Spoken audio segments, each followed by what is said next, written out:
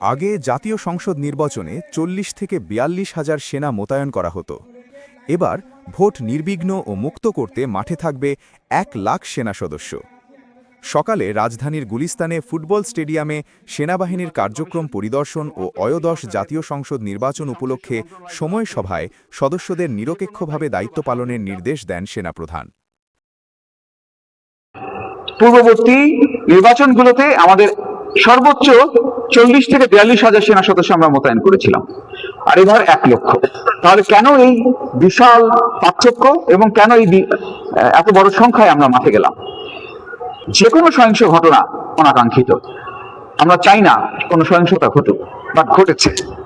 আমরা চাই না কোনো হতাহতের ঘটনা ঘটুক, বাট ঘটেছে। আমাদের উপস্থিতি জনমনে একটা আস্থার জায়গা তৈরি করতে সক্ষম হচ্ছে, এবং আপনারা যদি সাথে থাকেন এবং সঠিক তথ্যটা যদি রাইট টাইমে যদি আপনারা প্রকাশ করেন, অপপ্রচার, মিথ্যাচার, সোশ্যাল মিডিয়াতে যে এগুলো যদি আমরা রোধ করতে পারি, তাহলে অবশ্যই আমরা সবাই মিলে একটি সুন্দর এবং অবাধ সুষ্ঠু নির্বাচন আমরা উপহার দিতে পারবো।